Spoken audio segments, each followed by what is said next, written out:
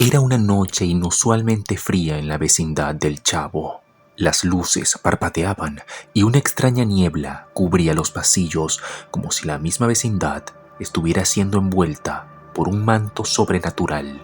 Todo parecía más silencioso de lo normal, como si algo estuviera a punto de suceder. Las risas y discusiones típicas habían sido reemplazadas por un inquietante vacío y el aire estaba cargado con una sensación de amenaza inminente. El Chavo, sentado en su barril, miraba al cielo oscuro. No entendía por qué, pero sentía un nudo en el estómago, una incomodidad que no podía explicar. Decidió caminar por los patios para despejarse, aunque cada paso que daba parecía hacer eco en el silencio absoluto. Fue entonces cuando, desde la casa de don Ramón, escuchó un sonido que lo hizo detenerse. Era un llanto. El llanto era suave al principio, como el de una mujer en pena, pero rápidamente se intensificó, volviéndose desgarrador. El Chavo miró hacia la ventana de don Ramón y, aunque las luces estaban apagadas, pudo distinguir una figura femenina con un largo vestido blanco y cabello oscuro que cubría su rostro. Pensó que era doña Clotilde, así que susurró su nombre, pero antes de que pudiera reaccionar, la figura desapareció. Sin embargo, el llanto no cesó, sino que pareció moverse por la vecindad, resonando en los pasillos y en las paredes. Asustado, el Chavo corrió hacia el patio principal, donde encontró a Kiko y la Chilindrina, que también habían salido de sus casas, alertados por el sonido. Se preguntaron mutuamente si habían escuchado ese sonido. Luego, el grupo se quedó en silencio, escuchando atentamente. Fue entonces cuando doña Florinda salió de su casa con una expresión de preocupación. Preguntó qué estaban haciendo afuera a estas horas de la noche, pero antes de que pudiera terminar, el llanto volvió a escucharse y esta vez mucho más cerca. Todos giraron hacia la entrada de la vecindad, donde la figura apareció bajo la tenue luz de un farol. Era un ser espectral. Su vestido blanco ondeaba ligeramente, como si el viento invisible lo moviera. Lentamente comenzó a avanzar hacia ellos.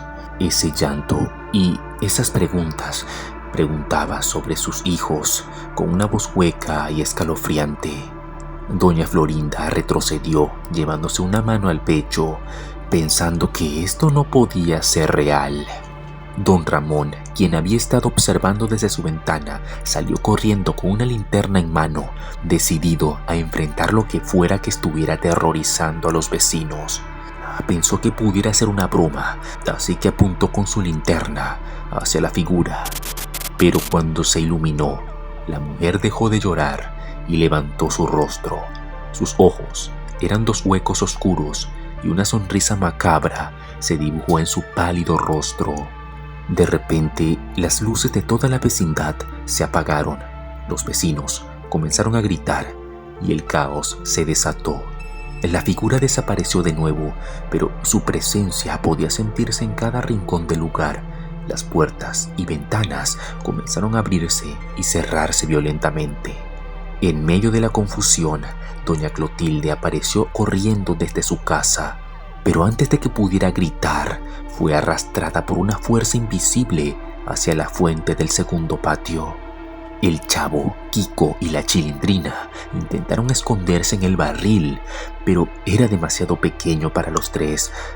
Don Ramón, por su parte, intentó alcanzar a doña Clotilde, pero fue lanzado contra la pared con una fuerza descomunal.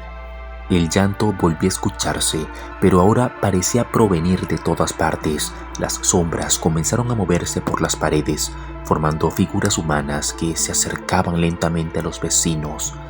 Doña Florinda abrazó a Kiko, tratando de protegerlo, pero la figura de la Llorona apareció detrás de ellos, con un rostro desfigurado y sus manos extendidas.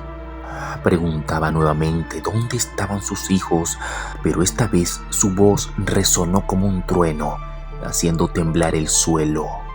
En un intento desesperado por escapar, el Chavo corrió hacia la salida de la vecindad, pero la puerta principal estaba cerrada y no importaba cuánto intentara abrirla, parecía sellada por una fuerza sobrenatural.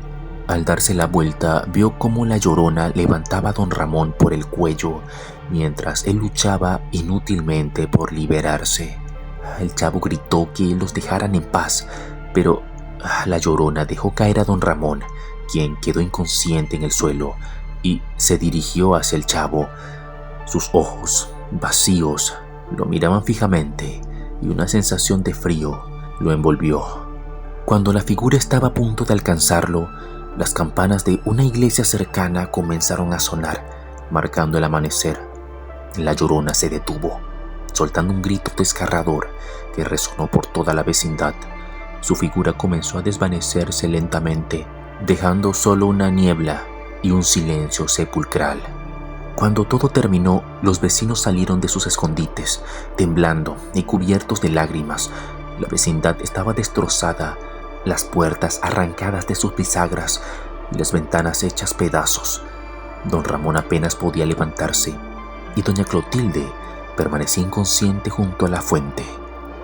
Desde ese día, los vecinos nunca volvieron a hablar de lo sucedido, pero todos sabían que algo oscuro había tomado posesión de la vecindad aquella noche. El llanto de la Llorona todavía podía escucharse en sus pesadillas, recordándoles que no estaban a salvo de su venganza.